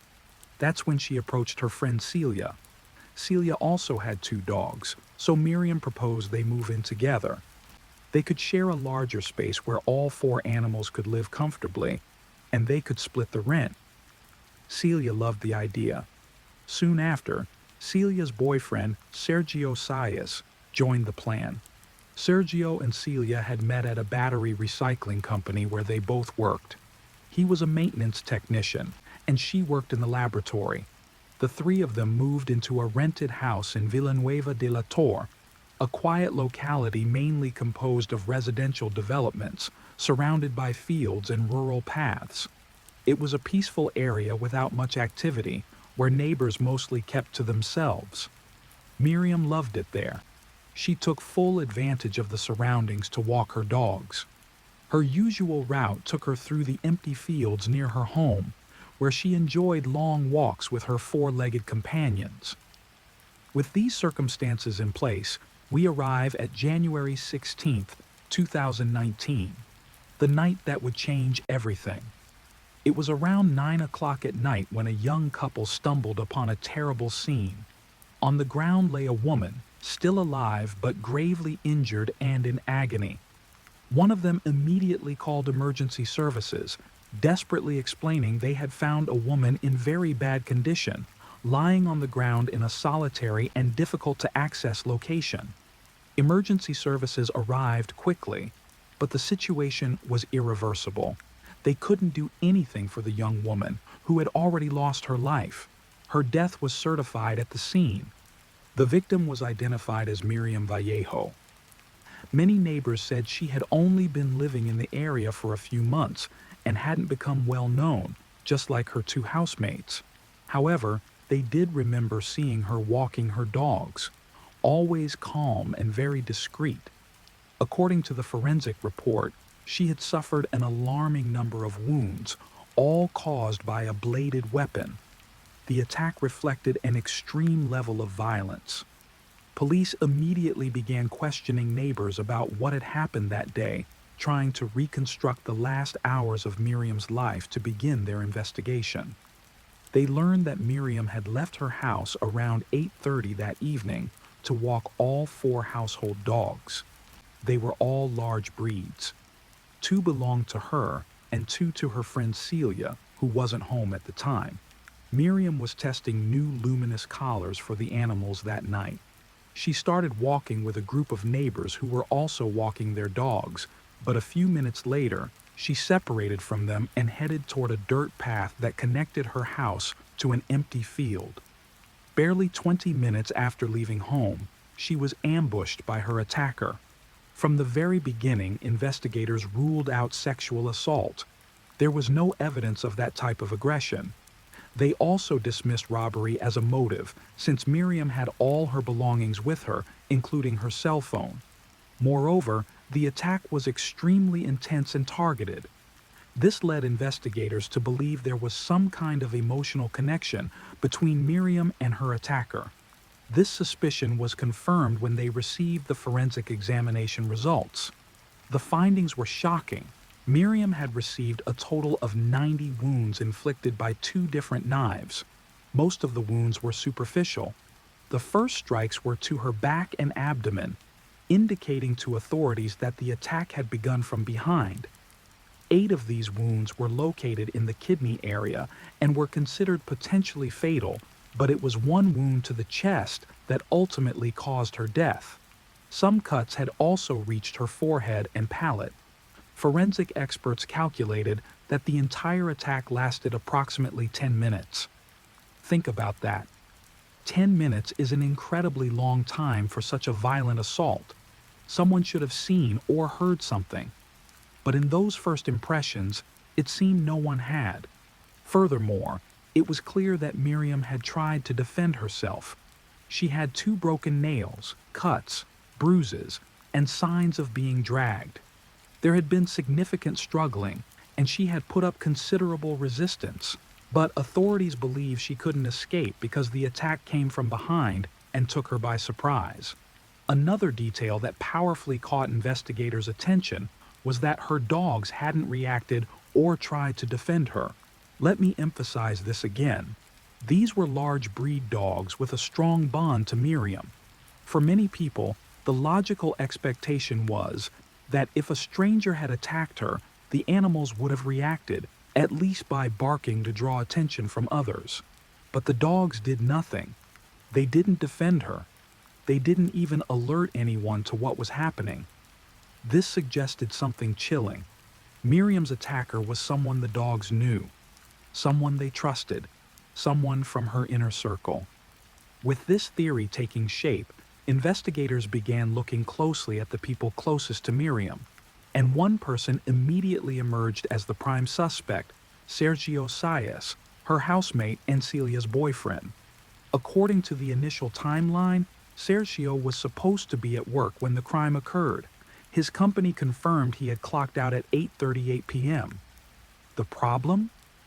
The company was located in Torrejón de Ardoz, about 40 kilometers from Villanueva de la Torre. Police calculated it would take at least 45 minutes to travel between the 2 locations. Given that the attack occurred around 8:50 p.m., it seemed physically impossible for Sergio to have been at the crime scene. But then investigators made a disturbing discovery. Traffic cameras captured Sergio's vehicle near the crime scene at 8:48 p.m., just 2 minutes before Miriam was attacked. This completely contradicted his alibi. There was no way he could have made that journey in 10 minutes unless he had been driving at extremely dangerous high speeds. When confronted with this evidence, Sergio changed his story. He admitted he hadn't gone straight home from work that night. Instead, he claimed he had driven to a nearby town to meet with a supposed dealer to buy hashish. But police found this explanation suspicious. Why would he travel so far for drugs? And more importantly, he couldn't provide the name or any details about this alleged dealer. On May 21, 2019, 4 months after Miriam's death, police executed a search warrant at Sergio's parents' home in Alcalá de Henares. The search was thorough and methodical. They were looking for the murder weapons, blood-stained clothing, anything that could link Sergio to the crime. What they found was concerning. In his car's trunk, they discovered a machete. In the house, they found several knives and other bladed weapons. They also seized numerous items of clothing that could potentially contain forensic evidence. The day after the search, Sergio was arrested and brought in for questioning. But Sergio invoked his right to remain silent. He refused to answer any questions about the night Miriam died. Despite his silence, police believed they had enough circumstantial evidence to hold him. On May 23, 2019, Sergio was ordered into provisional detention without bail. The judge cited clear indications against him and considered him a flight risk. For the family of Miriam, this felt like progress. Finally, someone was being held accountable. But their relief would be short-lived. As the investigation continued, cracks began to appear in the case against Sergio. First, there was the question of his appearance immediately after the crime. According to witnesses, Sergio didn't have any visible scratches, wounds, or injuries. Remember, Miriam had fought back desperately, breaking nails and struggling violently with her attacker. Forensic experts found tissue under her fingernails, suggesting she had scratched her assailant. Yet Sergio showed no signs of such an encounter. Then there was the matter of forensic evidence, or rather, the lack of it. Despite seizing bags full of clothing from Sergio's home, forensic analysis found no trace of Miriam's DNA on any of his garments. No blood, no skin cells, Nothing.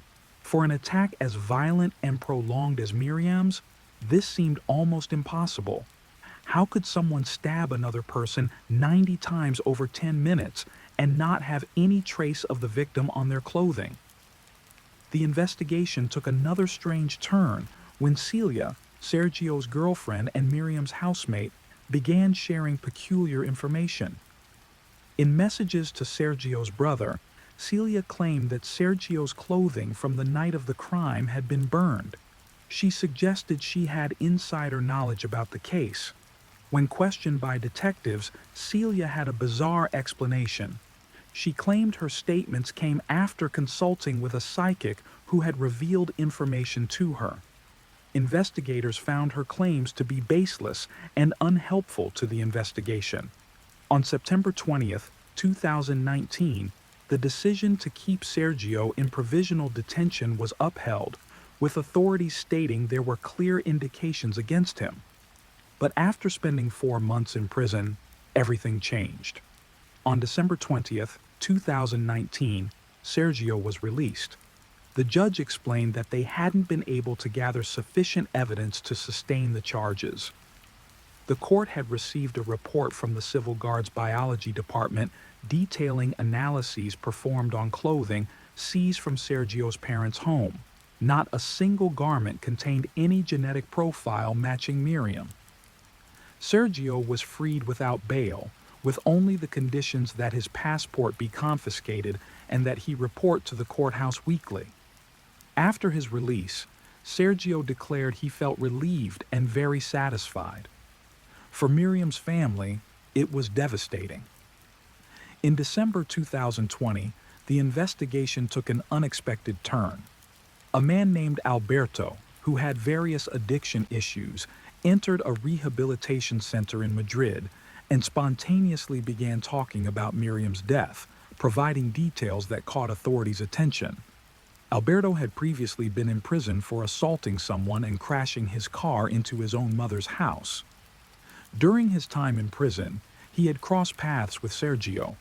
During his 10 days at the rehabilitation center, Alberto told his fellow residents that he couldn't sleep at night, claiming he had done something extremely serious that prevented him from resting. Agents analyzed his possible involvement in the case, but determined his statements lacked substance and didn't provide concrete evidence. He was completely ruled out as a possible perpetrator. Meanwhile, Miriam's family was going through profound grief, marked not only by pain, but by the desperate need for answers. In the town where her parents lived, concentrations and tributes were organized in her memory. At these events, her loved ones demanded justice. They wanted to know what had happened. They felt frustrated and distrustful, beginning to point out the lack of clarity in the investigation and the confusion generated by some actions of the authorities. There were many contradictions, many alibis that didn't quite fit, and the feeling that the family had been completely deceived. According to the family, what made everything harder was remembering that Sergio had been by their side during their darkest moments, offering comfort and support while they no longer had Miriam.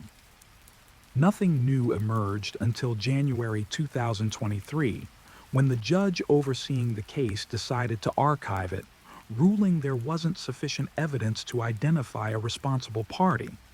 According to her assessment, there were no grounds to maintain the accusation against Sergio. The prosecutor, however, warned that this explanation was insufficient and supported an appeal filed by the private prosecution, insisting that the case's closure needed better justification. Meanwhile, Sergio's defense announced they would seek compensation for damages suffered, arguing that the detention and precautionary measures had destroyed his life and that of his family.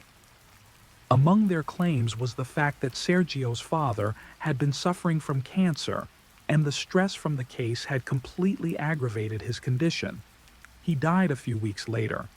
They were also requesting the return of Sergio's belongings, including the machete, his car, and quite a bit of clothing that had been seized. His lawyer said they planned to demand compensation from the state and various media outlets exceeding 300,000 euros. Miriam's family, of course, continued to demand justice. The case was officially archived. It seemed like it was over. But then something extraordinary happened. In July 2025, more than 6 years after Miriam's death, the case was suddenly reopened. The decision to restart the investigation was based on new evidence that, due to secrecy laws, has not yet been revealed. Authorities stated, "There are traces, there are indications right now that point to or allow us to reactivate this investigation. Everything suggests that the new leads could be connected to a key piece of intelligence." Among the initial witnesses, one person stood out who claimed to have heard voices in the silence of that night. This witness was supposedly near the area on the day of the events and didn't see anything, but they did hear the desperate screams of a young woman who was saying, "Let me go," and "Leave me alone." The use of plural commands in their account immediately caught attention, suggesting that more than one person had participated in the attack. Authorities explained that among all the information received, there were indications to reactivate the investigation. They assured everyone that each investigative line would start from scratch, unrelated to what had already been done. The first thing done in this new phase was a reconstruction of the events at the location where Miriam's body was found. This involved the homicide unit, forensic laboratory units, drones, and even the canine service. The recreation started from the house where Miriam lived and followed the route to the point where she was found. A civil guard officer played the role of Miriam and made the journey accompanied by 4 dogs very similar to those she had. At the exact location of the crime, the officer repeated the same words that, according to the witness who spoke with authorities, Miriam had said that night, "Let me go and leave me alone." In this new investigative line, Sergio has been cleared, which represents a significant change in the case's focus. Additionally, the judge requested that forensic experts expand their reports to identify whether more people had been involved. At this moment, Miriam's family faces this reopening with hope. They admit it's a very difficult process, but they trust they will soon have positive results. The family insists they won't rest until the person or persons responsible for taking Miriam's life are identified and brought to justice. The new leads open a window of hope in the case, but many questions still remain unanswered. Who killed Miriam Vallejo? Was it one person or multiple attackers? Why did the dogs not react? What really happened in those 10 minutes? The case remains open, and justice remains pending. Miriam was only 25 years old when her life was brutally taken from her. She was a young woman full of dreams, compassion, and love for the living beings around her. She deserved to live a long, fulfilling life surrounded by the animals she loved and the family who cherished her. Her memory must remain alive, not just as a victim of an unsolved crime, but as a reminder of why justice matters. Every victim deserves answers. Every family deserves closure. As this investigation continues, we can only hope that the truth will finally come to light and that whoever is responsible for this horrific act will face the consequences of their actions. This is the story of Miriam Vallejo, a story that isn't over yet,